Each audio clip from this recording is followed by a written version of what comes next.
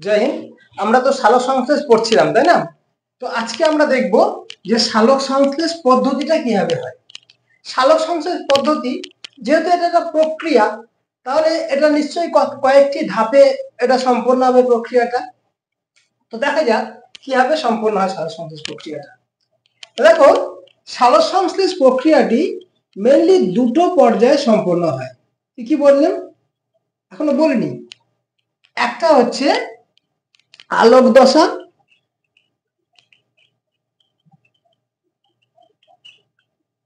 একে আমরা বলতে পারি আলোক নির্ভর দশাও বলতে পারি।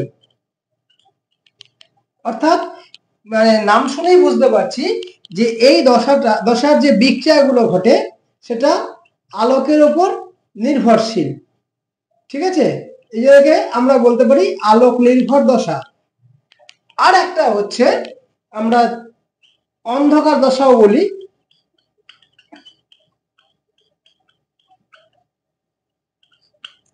বা একে আমরা বলতে পারি আলোক নিরপেক্ষ দশা।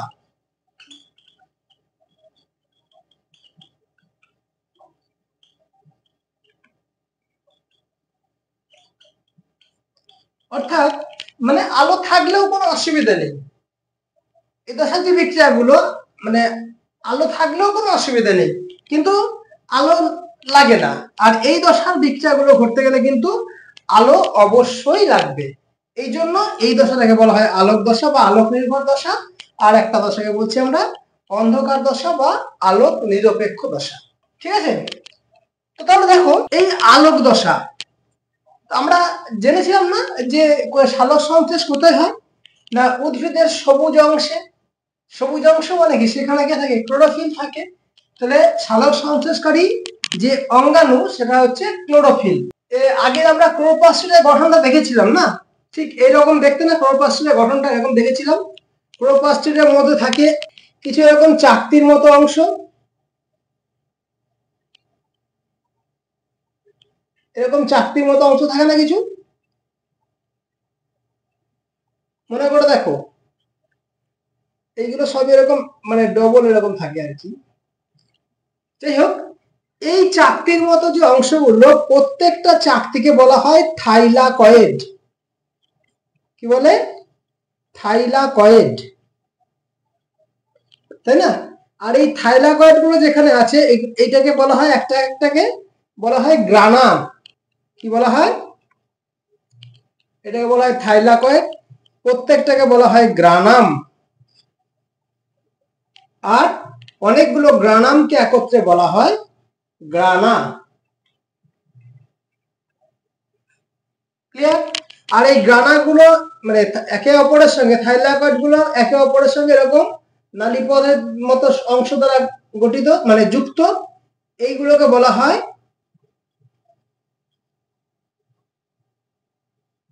ল্যামেলা, তাই না? এগুলোকে বলা হয় ল্যামেলা।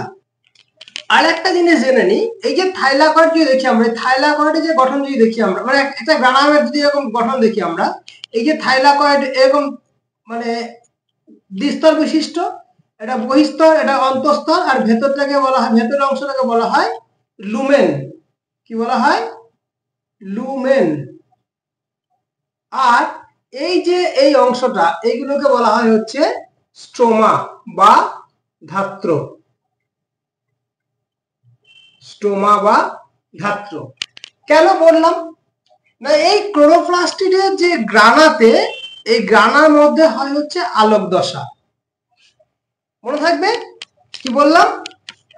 ক্লোরোপ্লাস্টের গ্রানা অঞ্চলে হয় হচ্ছে আলোক দশা। আলোক দশা কোথায় হয়? ক্লোরোপ্লাস্টের গ্রানার মধ্যে। ঠিক আছে, আর অন্ধকার দশা কোথায় হয়? এই ধাত্রে মানে স্টোমার মধ্যে হয় হচ্ছে অন্ধকার দশা। ঠিক আছে, আগ্রা মনে রাখবে, আলোক দশা হয় গ্রানাতে, মানে আলোক দশা হয় গ্রানাতে। এটা আগ্রা কথা মনে রাখবে, আগ্রা তাজমহল বিখ্যাত। তাহলে আলোক দশা গ্রানাতে হয়, মনে থাকবে। বাকি অংশ স্টোমা, স্টোমা হয় অন্ধকার দশা। ক্লিয়ার? তো চলো কি হয় দেখলাম। তাহলে আমরা এতক্ষণে শিখলাম যে সালোক সংশ্লেষ প্রক্রিয়াটা দুটো দশার মাধ্যমে সম্পন্ন হয়। একটা হচ্ছে আলোক দশা, আর একটা হচ্ছে অন্ধকার দশা। আলোক দশা হয় মানে ক্লোরোপ্লাস্টের গ্রানার মধ্যে, আর অন্ধকার দশা হয় স্টোমা বা ধাত্রের মধ্যে। ক্লোরোপ্লাস্টের যে স্টোমা বা ধাত্র তার মধ্যে হয় হচ্ছে অন্ধকার দশা। আজকে আমাদের আলোচ্য বিষয় হচ্ছে আলোক দশা। ঠিক আছে, চলো আজকে আমাদের আলোচ্য বিষয় হচ্ছে সালোক সংশ্লেষের আলোক দশা। তাহলে এই গঠনটা মনে থাকবে তো? দেখো খুব সহজ কিন্তু। আলোক দশা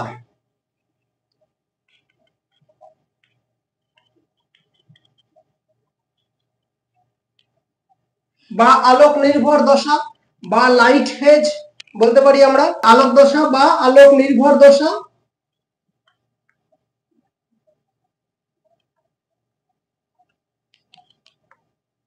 ঠিক আছে। কি বলে ইংরেজিতে? Light dependent phase. কি বলবো? লাইট, কি বলবো আমরা? লাইট ডিপেন্ডেন্ট ফেজ, আলোক নির্ভর দশা। দেখো এই দশায় যে ঘটনাগুলো ঘটে সেগুলো কেমন হয় দেখো, আমি পরপর লিখে যাচ্ছি। কয়েকটা স্টেপ আছে। 1 নাম্বার হচ্ছে আলোক রশ্মির শোষণ। কার? ধরো সূর্যালোক শোষণ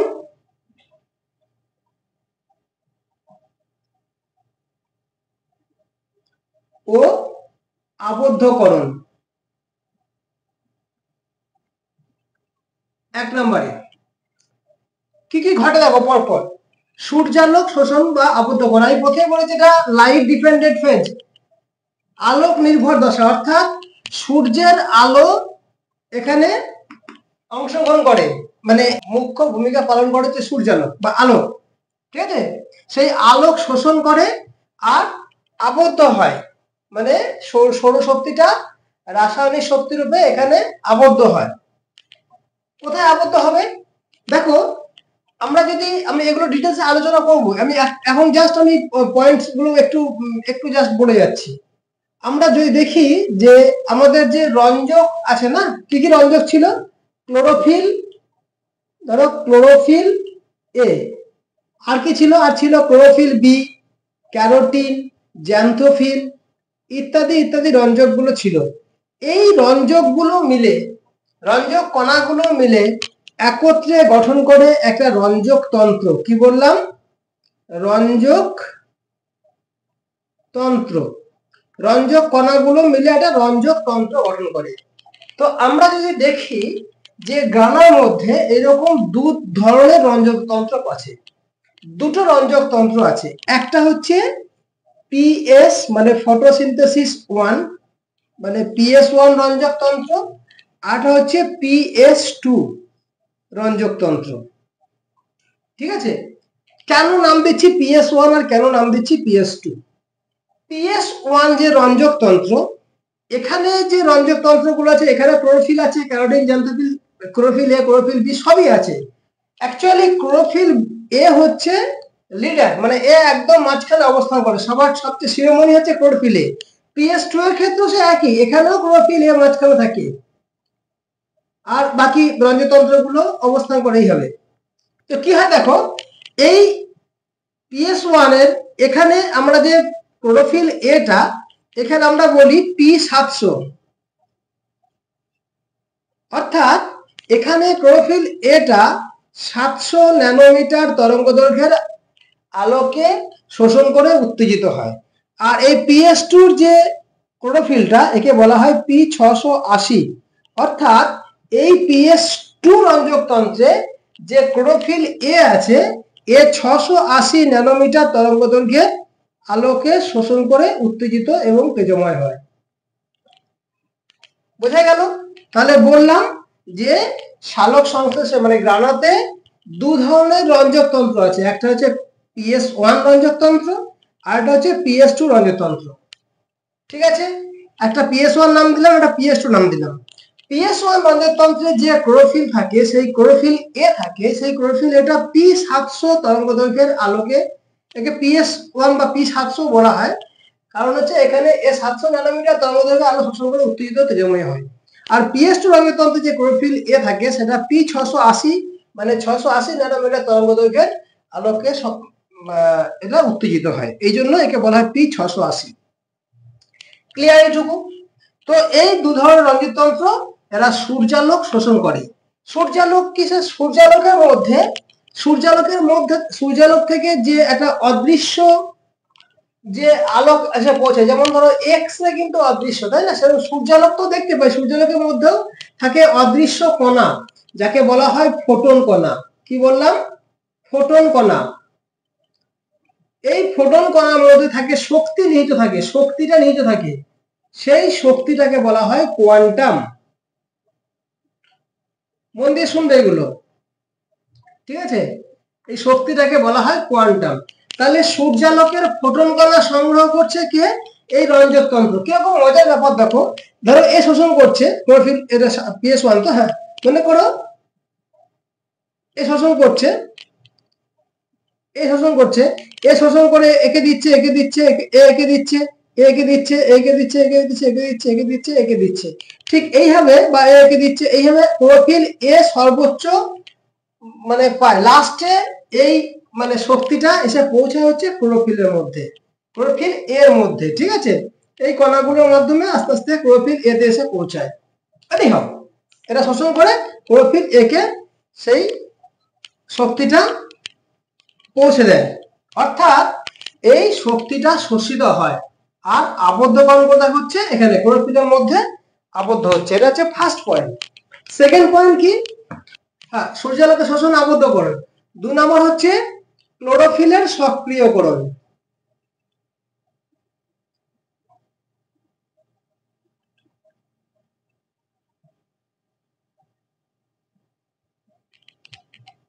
আমি বললাম এই যে ক্লোরোফিল এ ছিল, একে তো এই বিভিন্ন যে অন্যান্য রঞ্জক পদার্থগুলো যখন শক্তি এর মধ্যে ট্রান্সফার করলো, শক্তি সূর্যালোক শোষণ করে যখন এর মধ্যে ট্রান্সফার করলো, তখন এই ক্লোরোফিলটা, এটা ছিল নিষ্ক্রিয় ক্লোরোফিল, এ তখন সক্রিয় ক্লোরোফিলে পরিণত হলো। একেই বলা হয় ক্লোরোফিল সক্রিয়করণ, অর্থাৎ শক্তি গ্রহণ করে শক্তিশালী হয়ে উঠলো, একেই বলা হয় ক্লোরোফিলের সক্রিয়করণ। সেকেন্ড স্টেপে এটা ঘটে, প্রথমে যে সূর্যালোক শোষণ করে তাকে আবদ্ধকরণ ঘটলো, এবং আবদ্ধকরণ করার ফলে সেই ক্লোরোফিলটা সক্রিয় হলো, এটা হচ্ছে ক্লোরোফিলের সক্রিয়করণ। এটা আমি যত সহজে বলছি এত সহজ কিন্তু নয়, আরো অনেক স্টেপ আছে, আমরা পরবর্তীকালে আসছি সেই স্টেপগুলোতে। ক্লোরোফিলের সক্রিয়করণ। 3 নাম্বার কি বলবো? 3 নাম্বার স্টেজ হচ্ছে জলের আলোক বিশ্লেষণ।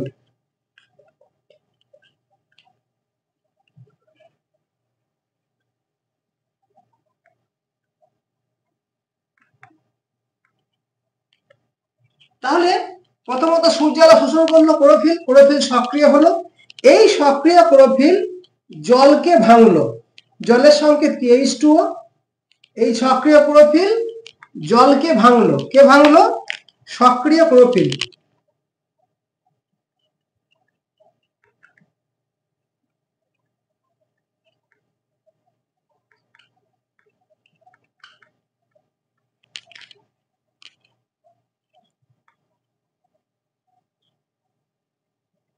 কি বললাম না? সক্রিয় ক্লোরোফিল সক্রিয় হলো।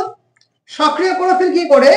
এই যে কোষের মধ্যে যে জলটা পৌঁছায়, মোনোডম দ্বারা শোষিত জল যে পাতায় পৌঁছেছিল, সেই জলটাকে মানে সক্রিয় ক্লোরোফিল পাতায় অবস্থিত জলটা যেটা পৌঁছেছিল, সেই জলটাকে ভেঙে হাইড্রোজেন এবং হাইড্রোক্সিল আয়নে বিশ্লিষ্ট করে এবং নিজে আবার নিষ্ক্রিয় হয়ে পড়ে। তাহলে সক্রিয় ক্লোরোফিল, তোমার ক্লোরোফিল সূর্যালোক শোষণ করলো মানে সক্রিয় হলো, সক্রিয় হওয়ার পরে তোমার জলকে ভেঙে হাইড্রোজেন এবং হাইড্রোক্সিল আয়নে বিশ্লিষ্ট করলো, আবার দিয়ে নিষ্ক্রিয় হয়ে গেল। এটুকু বোঝা গেল? Next point. আচ্ছা, এইটাকে আমরা আগে পড়েছিলাম, এই জলের যে মানে ভেঙে যাওয়া, এই যে এটা আলোর উপস্থিতিতে ভেঙে যাওয়া, একে বলা হয় ফটোলাইসিস বিশ্লেষণ। একে আমরা বলতে পারি ফটোলাইসিস। কি বলবো? Photolysis of water, photolysis. Clear? এরপরে দেখো, এর পরের পয়েন্ট কি আসবে? এর পরের পয়েন্ট হচ্ছে অক্সিজেন উৎপাদন।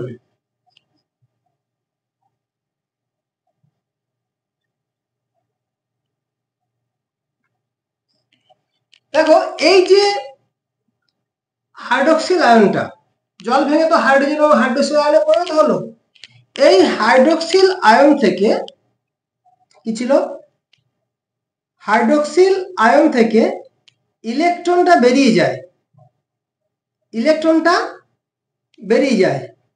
বেরিয়ে গিয়ে হাইড্রক্সিল মূলকে পরিণত হয়। এটা বললাম আয়ন, হাইড্রক্সিল আয়ন। এই হাইড্রক্সিল আয়ন থেকে ইলেকট্রন চলে গিয়ে হাইড্রক্সিল মূলকে পরিণত হয়। একে বলা হয় মূলক, হাইড্রক্সিল মূলক। তারপর এই চারটে হাইড্রক্সিল মূলক, এই হাইড্রক্সিল মূলকে পরিণত হলো এবং চারটে হাইড্রক্সিল মূলক থেকে 2 অণু জল আর 1 অণু অক্সিজেন উৎপন্ন হয়। ক্লিয়ার হলো?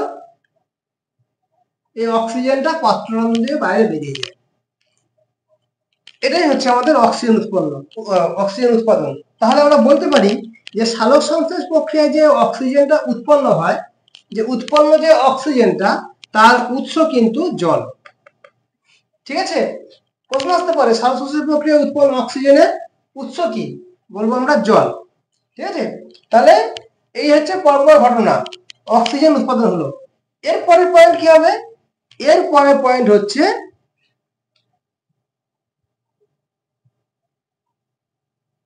বিজারিত NADPH2 গঠন।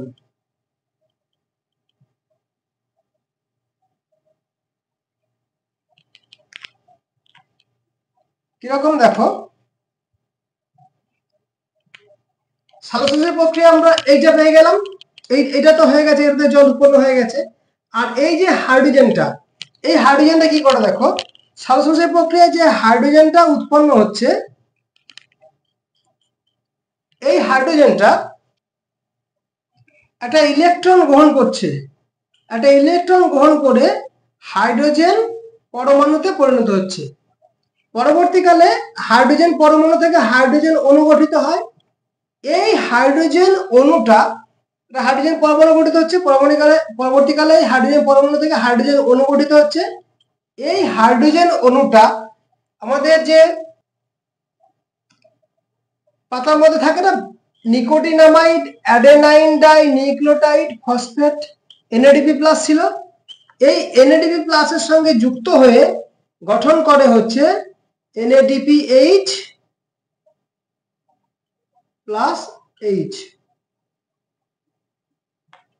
NADPH+H+।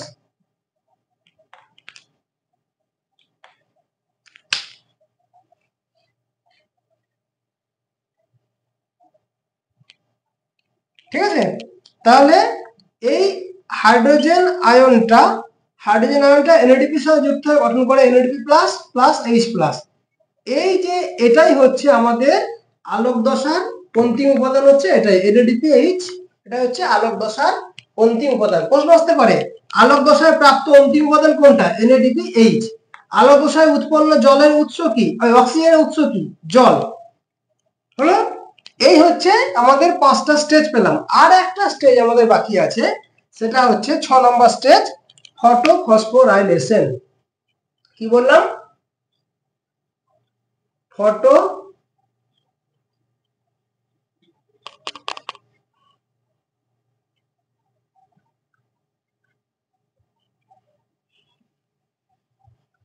ফটোফসফোরাইলেশন কাকে বলবো? ফটোফসফোরাইলেশন দেখো, এটা আমি ডিটেলসে পরে আলোচনা করবো, তুমি যা জেনে রাখো।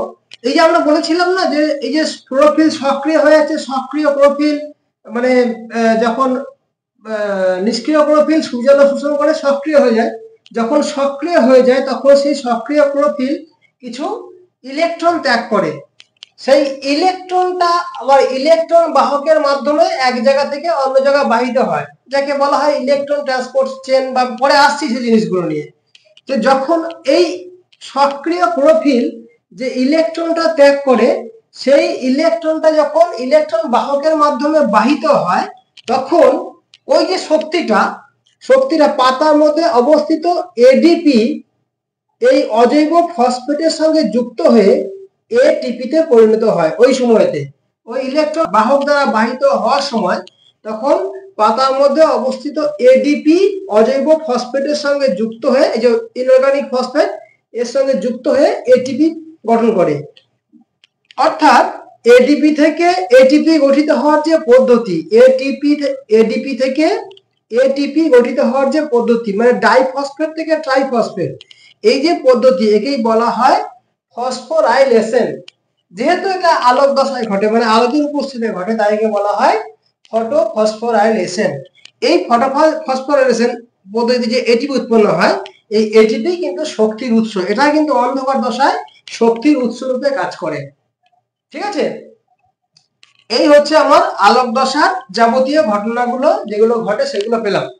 তো আমি ডিটেলস আলোচনা করবো এবারে তোমার কিভাবে এই যে সক্রিয় ক্লোরোফিল, মানে ক্লোরোফিল কিভাবে সক্রিয় হয়, আর সক্রিয় হওয়ার পর কিভাবে সেই ইলেকট্রন ত্যাগ করলে সেই ইলেকট্রনটা একটা আলোকতন্ত্র থেকে, মানে ফটোসিস্টেম 1 থেকে ফটোসিস্টেম 2 এ কি করে যায়, বা কিভাবে এই ইলেকট্রনটা যে এক জায়গা থেকে অন্য জায়গায় যায়, ওই ট্রান্সপোর্ট সিস্টেমটা কি, সেইগুলো নিয়ে আমি আলোচনা করব এরপরে। আপাতত কি জেনে রাখলাম? আপাতত জেনে রাখলাম যে আলোক দশা হচ্ছে সালোক সংশ্লেষের প্রথম দশা। এই দশার ঘটনাগুলো কোথায় ঘটে? ক্লোরোপ্লাস্টের গ্রানা অঞ্চলে ঘটে। ওই যে আগ্রা মনে রাখতে বলেছি, আলোক দশা গ্রানা অঞ্চলে সম্পূর্ণ হয়। কার? ক্লোরোপ্লাস্টিডের। তো সেই গ্রানা অঞ্চলে কি কি হয় দেখো, প্রথমত সূর্যালোক শোষিত হয়, এবং সেই সূর্যালোকের মধ্যে যে ফোটন কণা থাকে, অদৃশ্য ফোটন কণা থাকে, সেই ফোটন কণার মধ্যে যে শক্তি থাকে, মানে কোয়ান্টাম, সেই কোয়ান্টাম বা শক্তিটা এর মধ্যে আবদ্ধকরণ ঘটে। কোথায়? ক্লোরোফিলের মধ্যে। অর্থাৎ ক্লোরোফিলের সক্রিয়করণ ঘটে। কি বলেছিলাম?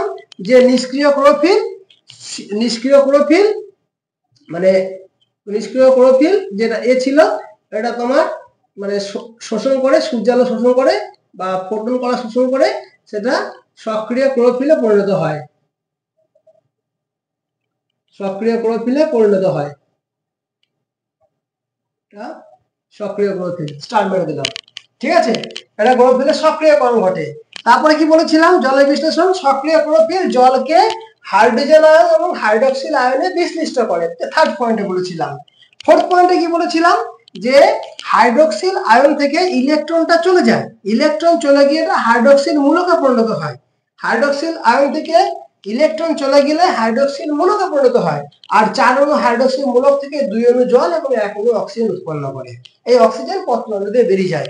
অর্থাৎ বলতে পারি যে আলোক দশায় উৎপন্ন যে অক্সিজেন, মানে সালোক সংশ্লেষ প্রক্রিয়ায় যে অক্সিজেন উৎপন্ন হয়, তা পরিবেশে যে অক্সিজেন আসে, তার মেন উৎস হচ্ছে জল। এটা হচ্ছে তার মেন উৎস। আর তারপরে পেয়েছিলাম যে বিজারিত NADPH2 গঠন। বিজারিত NADPH2 গঠন মানে কি না, যে এই যে হাইড্রোজেন আয়নটা, এই হাইড্রোজেন আয়নটা আবার ইলেকট্রন গ্রহণ করে হাইড্রোজেন পরমাণুতে পরিণত হয়। হাইড্রোজেন পরমাণুতে থাকতে পারে না, তখন হাইড্রোজেন পরমাণুটা হাইড্রোজেন অণু গঠন করে। এই হাইড্রোজেন অণু আবার যে NADP প্লাস ছিল, মানে nicotinamide adenine die nucleotide phosphate, আমি আগে থেকে এগুলো ডিটেইলস আলোচনা করেছি ফুল ফর্মটা। তাহলে এই হাইড্রোজেনটা NADP প্লাসের সঙ্গে যুক্ত হয়ে গঠন করে NADPH প্লাস H প্লাস। অর্থাৎ বিজারিত এই যে H2 বলছি, NADPH2 মানে কি? NADPH প্লাস H প্লাস, এটা হচ্ছে NADPH2 গঠন। NADPH গঠিত হচ্ছে। অর্থাৎ আলোক দশার লাস্ট প্রোডাক্ট হচ্ছে NADPH। আর পাচ্ছি আমরা শক্তির উৎস হিসেবে পাচ্ছি আমরা ATP, আর পাচ্ছি আমরা অক্সিজেন। এগুলো হচ্ছে আলোক দশায় মানে উৎপন্ন পদার্থ আর কি। ঠিক আছে, আচ্ছা একটা জিনিস মাথায় ঢুকেছে যে আমরা কেন সালোক সংশ্লেষ জানতে চাইছি। সালোক সংশ্লেষে কি হয়? সালোক সংশ্লেষে তো অ্যাকচুয়ালি গ্লুকোজ উৎপন্ন হয়, তাই না? সালোক সংশ্লেষে কি উৎপন্ন হয়? গ্লুকোজ উৎপন্ন হয়। আচ্ছা এটা একটু, সালোক সংশ্লেষে কি উৎপন্ন হয়? গ্লুকোজ উৎপন্ন হয়। মানে কার্বন ডাই অক্সাইড প্লাস জল থেকে আমরা পাচ্ছি C6H12O6, এখানে পেয়েছিলাম আমরা সূর্যালোক, এখানে পেয়েছিলাম ক্লোরোফিল, দিয়ে উৎপন্ন হচ্ছে আমাদের গ্লুকোজ। অর্থাৎ আমাদের সালোক সংশ্লেষের লাস্ট প্রোডাক্ট হচ্ছে গ্লুকোজ। তো এই যে কার্বন ডাই অক্সাইডের যে কাজকর্মটা, সেটা আমাদের পরবর্তী দশায় মানে অন্ধকার দশাতে আমরা দেখতে পাবো কার্বন ডাই অক্সাইডের কাজকর্মটা। কিন্তু স্যার এই যে কার্বন ডাই অক্সাইড যেটা এখানে যে গ্লুকোজ গঠন করবে, এইটুকু পড়লেই হতো, তাহলে আমাদেরকে আবার আলোক দশা পড়তে হবে কেন?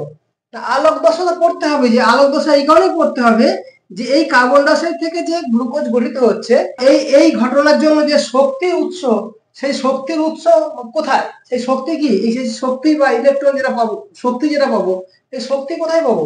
সেই শক্তি পাবো হচ্ছে আমরা আলোক দশাতে। এই জন্য আমাদেরকে আলোক দশাটাকে পড়তে হবে।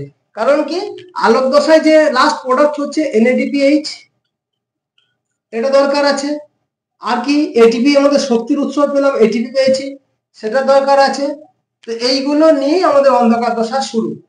আসবো পরে অন্ধকার দশায়, আলোক দশাটা শিখলাম আমরা। আচ্ছা, এরপরে আমরা আলোচনা করি ওই জায়গাটায় যে আলোক দশায় কি করে মানে ক্লোরোফিল সক্রিয় হয় এবং সক্রিয় ক্লোরোফিল কিভাবে ইলেকট্রন ত্যাগ করে, সেই ইলেকট্রনটা কিভাবে বাহিত হয়, ওইটা আমরা দেখি একটু, ঠিক আছে?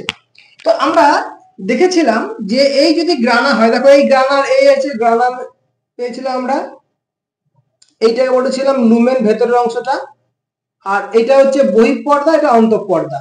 আমি যদি এটাকে এইভাবে আঁকি, মনে করো এটা হচ্ছে বহিঃপর্দা গ্রানার, এটা হচ্ছে অন্তঃপর্দা, ঠিক আছে?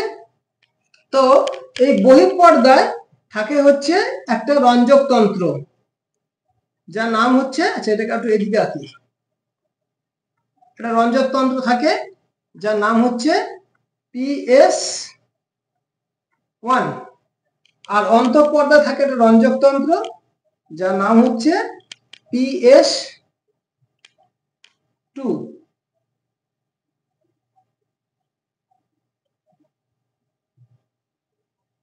ঠিক আছে? এই যে পর্দাগুলো আমরা এইভাবে দেখি, আমরা পর্দাগুলো এরকম থাকে।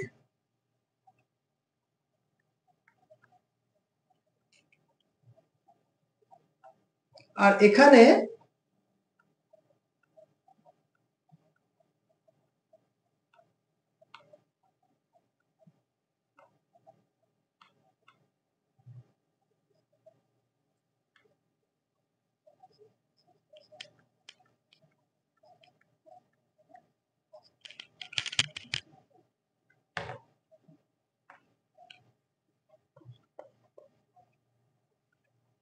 দেখো ঘটনাটা কেমন হয়।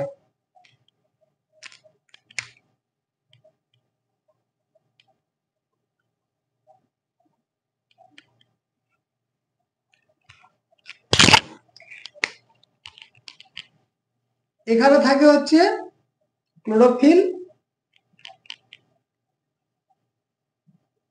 এ একদম মাঝখানে, আর চারিদিকে থাকে বিভিন্ন রঞ্জক কণা, যেমন হচ্ছে carotene, chlorophyll B, xanthophyll, chlorophyll B, carotene, xanthophyll, এই কণাগুলো এখানে অবস্থান করে।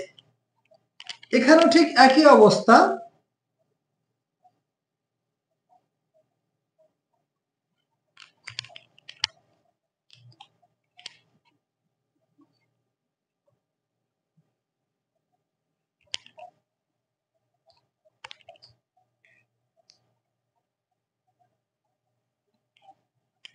এখানে থাকে হচ্ছে P680, এটা থাকে P700।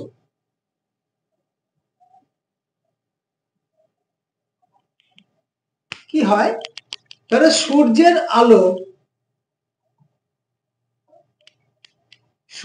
আলো দ্বারা, আলো থেকে ফোটন কণা এখানে এসে পৌঁছায়, এখান থেকে এখানে দেয়, একে দেয়, একে দেয়, শক্তিটা একে দেয়, একে দেয়, একে দেয়, একে দেয়, এইভাবে শক্তি দিয়ে অবশেষে পৌঁছায় হচ্ছে তোমার ক্লোরোফিল এর মধ্যে। যখনই ক্লোরোফিল এর মধ্যে এসে পৌঁছালো এই শক্তিটা, তখন ক্লোরোফিল এটা উপরে চলে গেল। আমি দেখলাম এখানে, এটাকে দেখাচ্ছি আমরা এইভাবে, মানে সক্রিয় হলো, এটা বলা হয় সক্রিয় ক্লোরোফিল।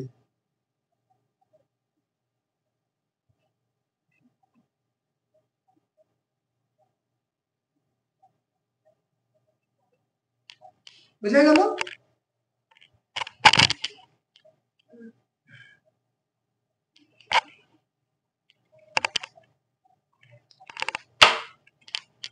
কে বলা হচ্ছে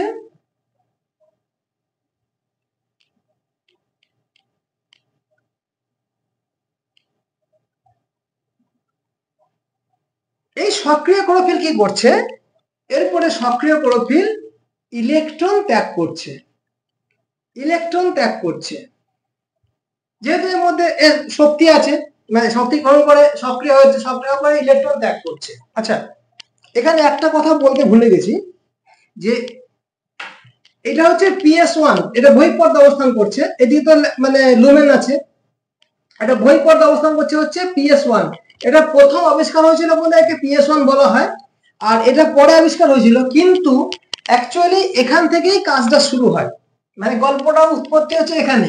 সূর্যালোক প্রথমত এখানে শোষিত হচ্ছে, এখান থেকে ইলেকট্রন মানে এখান থেকে শক্তি গ্রহণ করে ক্লোরোফিল সক্রিয় হচ্ছে, সক্রিয় হয়ে উপরে চলে গেল, গিয়ে এই সক্রিয় ক্লোরোফিল এরপরে তোমার ইলেকট্রন ত্যাগ করছে,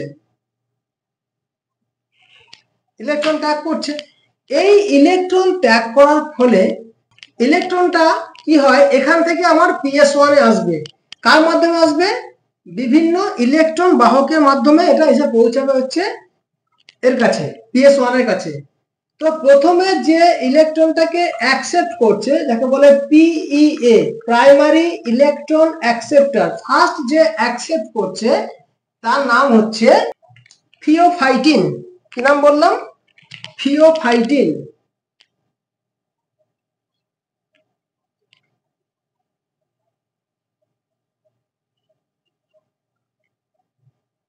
প্রথম প্রাইমারি ইলেকট্রন অ্যাকসেপ্টার হচ্ছে থিওফাইটিন। তা থিওফাইটিনের কাছে ইলেকট্রন চলে আসলো, এরপরে এই ইলেকট্রনটা থিওফাইটিন দিচ্ছে তোমার, পিকি কে। পিকি মানে হচ্ছে প্লাস্টোকুইনন। থিওফাইটিন দিচ্ছে কাকে? প্লাস্টোকুইননকে।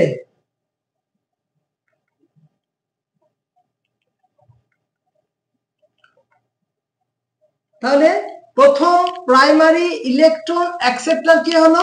যখন ক্লোরোফিল ছেড়ে দিল, সক্রিয় ক্লোরোফিল ইলেকট্রন ত্যাগ করলো, তখন কে গ্রহণ করলো সেটাকে? থিওফাইটিন। থিওফাইটিনের কাছ থেকে কে গেল? সেটা পেল হচ্ছে প্লাস্টোকুইনন। প্লাস্টোকুইনন থেকে দেখো কে আসছে, প্লাস্টোকুইনন থেকে এই ইলেকট্রনটা যখন প্লাস্টোকুইনন ত্যাগ করছে, তখন সেখান থেকে কে আসছে? কে আমরা বলি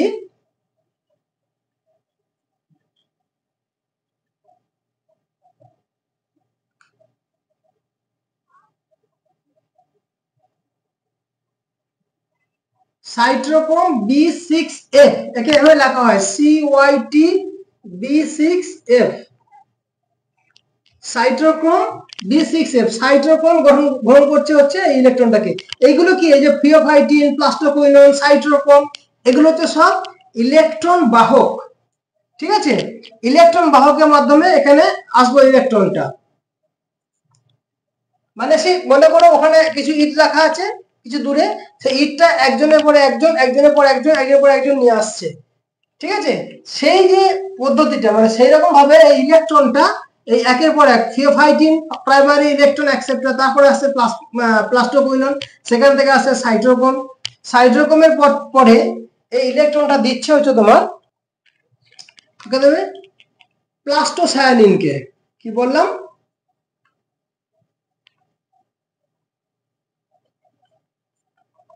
প্লাস্টোসায়ানিনকে দেবে, বা পিসি বলা হয় সংক্ষেপে। এই প্লাস্টোসায়ানিন এই ইলেকট্রনটাকে আবার দেবে তোমার এই PS1 এর যে রঞ্জক তন্ত্রে যে রঞ্জকগুলো আছে, মানে ক্লোরোফিল, বি, ক্যারোটিন, জ্যান্থোফিল যে রঞ্জকগুলো আছে, সেই রঞ্জকগুলোকে এই ইলেকট্রনটা দেবে। কেন স্যার? একে ইলেকট্রন দিলে একে দেবে, একে দেবে, একে দেবে, একে দেবে, এইভাবে আস্তে আস্তে এসে পৌঁছালো আবার আমার ক্লোরোফিলের কাছে। মানে P700 যে ক্লোরোফিলটা আছে, মানে এই ক্লোরোফিলের কাছে এসে পৌঁছালো হচ্ছে এই রঞ্জক, এই ইলেকট্রনটা। যখনই এখানে এসে পৌঁছালো, তখন এই ক্লোরোফিলটা সক্রিয় হয়ে তোমার উপর উঠে গেল। তখন আমরা এটা বলছি, এটা হচ্ছে সক্রিয় ক্লোরোফিল হচ্ছে, সক্রিয় হয়ে গেল।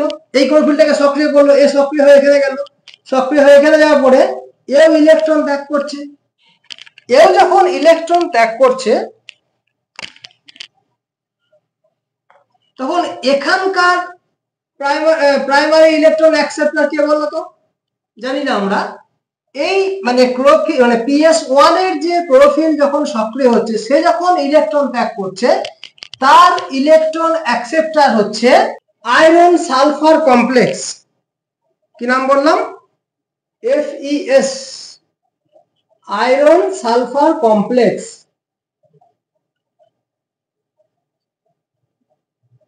এই আয়রন, এটা মনে রাখলেও চলবে, না জানলেও চলবে, অসুবিধা নেই। এটা হচ্ছে আয়রন সালফার কমপ্লেক্স। এই আয়রন সালফার কমপ্লেক্স এরপরে এই ইলেকট্রনটাকে কাকে দিচ্ছে? দিচ্ছে হচ্ছে ফেরিডক্সিনকে। বি কেয়ারফুল, এটা খেয়াল রাখবে, ফেরিডক্সিন। ফেরিডক্সিন একে এফডিএ বলা হয়। এই ফেরিডক্সিন কি করে দেখো, এই ফেরিডক্সিন এখান থেকে, আচ্ছা এটাকে একটু ছোট করে রাখি। ফেরিডক্সিন কি করে দেখো, ফেরিডক্সিন যে ইলেকট্রনটা বহন করে নিয়ে এসেছিল সেই ইলেকট্রনটা মাধ্যমে এখানে এনএডিপি প্লাস কে এই ইলেকট্রনের মাধ্যমে এনএডিপি এইচ এ পরিণত করে। কিসে পরিণত করে? এনএডিপি এইচ প্লাস এ পরিণত করে। তাহলে এই যে এনএডিপি এইচ এ পরিণত করে এনএডিপি প্লাস কে, এই ইলেকট্রনটা ফেরিডক্সিন এই ইলেকট্রনটাকে দেয়। আর কি হয় দেখো, এই যে ভেতরের অংশে ছিল যে লুমেনটা, এখান থেকে গল্পটা আসি পরে, একটু ওয়েট করো। এখানে আমি বললাম এনএডিপি এইচটা, এনএডিপি প্লাসটা এনএডিপি এইচে পরিণত করছে। এরপর আবার একটু এখানে চলে আসি। এখানে যখন ক্লোরোফিলটা এখানে ইলেকট্রন ত্যাগ করলো, তখন তো ইলেকট্রনের ঘাটতি হয়ে গেল, ঘাটতি হলো তো।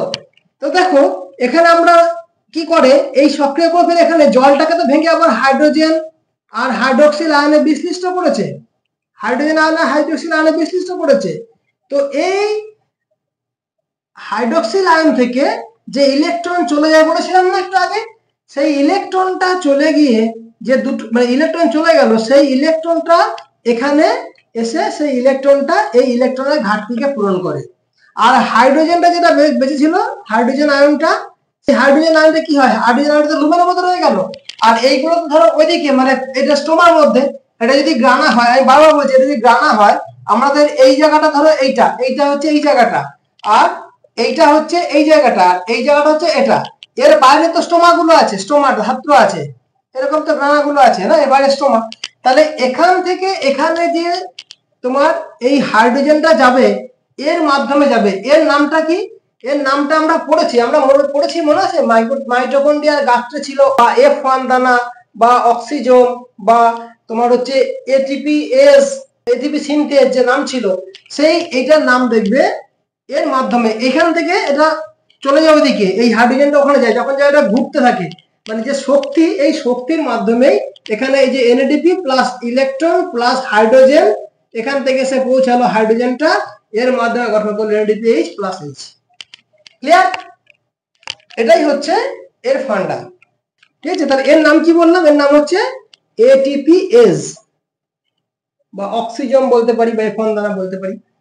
তো এই হচ্ছে পুরো ঘটনা। তাহলে কি দাঁড়ালো, আমরা দেখলাম যে অন্তঃপর্দা অবস্থিত হচ্ছে মানে দ্বিতীয় রঞ্জক তন্ত্র অর্থাৎ PS2, যার প্রধান ক্লোরোফিল এ যে P680 তরঙ্গদৈর্ঘ্য আলোচনা করে উত্তেজিত হয়ে তোমার সক্রিয় ক্লোরোফিলে পরিণত হয়।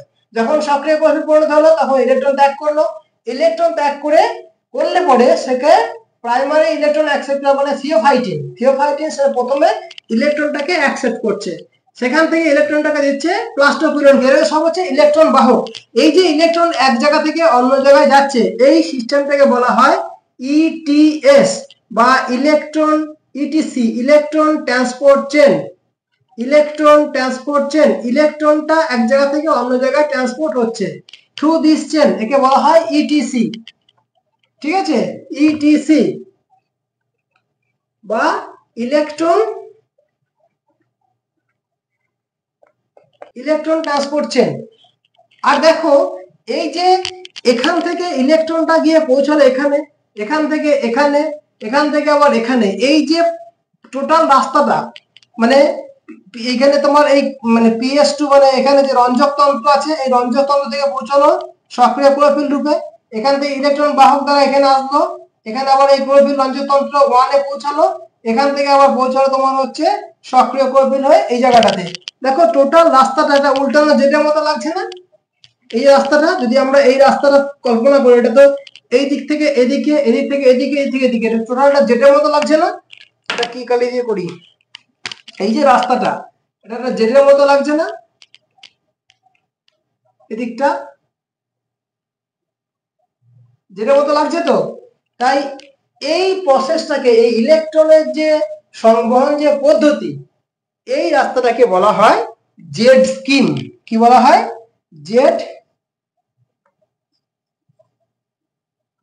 জেড স্কিম বলা হয় একে। ক্লিয়ার? এরপরে দেখো দুটো জিনিস বলি, সেটা হচ্ছে এই সাইটোক্রোম B6F এখান থেকে এখানে যখন ইলেকট্রনটা ট্রান্সপোর্ট হয়, এখানে যখন ইলেকট্রনটা আসে, এই জায়গাটা থেকে একটা এডিপি অজৈব ফসফেটের সঙ্গে যুক্ত হয়ে, এডিপি একটা অজৈব ফসফেটের সঙ্গে যুক্ত হয়ে এটিপিতে পরিণত হয়। এই জায়গাটাতে একটা এটিপি থেকে এটিপি পরিণত হয়, অর্থাৎ এই একটা এটিপি গঠিত হয়। আবার এখানে যখন তোমার এই যে NADPH থেকে NADP+ থেকে NADPH গঠন করে, তখন এখানেও একটা এডিপি অজৈব ফসফেটের সঙ্গে যুক্ত হয়ে এটিপি গঠন করে। হ্যাঁ, এই যে এটিপি থেকে এটিপিতে গঠিত হওয়ার পদ্ধতি, একেই বলা হয় ফটোফসফোরাইলেশন। কি বললাম? ফটোফসফোরাইলেশন। অর্থাৎ এটিপি তৈরি হওয়ার পদ্ধতি ফসফোরাইলেশন, মানে ফসফেটটাকে এর মধ্যে আধিক্য করছে, এখানে ডাইফসফেট ছিল ট্রাইফসফেট হচ্ছে। যেহেতু এখানে আলো এই শক্তির যোগান দেয়, তাই একে বলা হয় ফটোফসফোরাইলেশন। স্যার মাইটোকন্ড্রিয়াতেও কিন্তু একই ঘটনা ঘটে, ওখানেও কিন্তু এটিপি থেকে এটিপি উৎপন্ন হয়, ওখানেও ফসফোরাইলেশন ঘটে, কিন্তু ওখানে ওই ফসফোরাইলেশন থেকে ফটোফসফোরাইলেশন বলবো না, কারণ ওখানে আলো এখানে এই ফসফোরাইলেশনের শক্তির যোগান দেয় না। ওখানে অ্যাকচুয়ালি যোগান দেয় হচ্ছে মানে ওটা জারণ ক্রিয়া ওখানে উৎপন্ন হয়, যেটা বলা হয় অক্সিডেটিভ ফটোফসফোরাইলেশন। ঠিক আছে, মাইটোকন্ড্রিয়ার মধ্যে হয়। যাই হোক, ওটা আমি আসছি না, ওটা আলোচনার বাইরে। যদি আমরা এখানে দেখে নিলাম, তাহলে কি হবে আমাদের ইলেকট্রনটা মানে শক্তির কিভাবে এক স্থান থেকে অন্য স্থানে পৌঁছায়, মানে PS2 থেকে PS1 এ কিভাবে পৌঁছায়। যদিও PS1টা প্রথম আবিষ্কৃত হয়েছিল, যে এই কারণে একে PS1 বলা হয়, আর PS2টা পরে আবিষ্কার হয়েছিল, কিন্তু কাজ শুরু হয় কিন্তু অ্যাকচুয়ালি PS2 থেকে প্রথমে। বুঝতে পেরেছো? ঠিক আছে, চলো আজকে এটুকুই থাক, দেখা হবে পরের ক্লাসে। পরের ক্লাসে আমরা আলোচনা করবো তোমার এই ফসফোরাইলেশন সম্পর্কে আলোচনা করবো। সেই পর্যন্ত সকলে ভালো থেকো। জয় হিন্দ।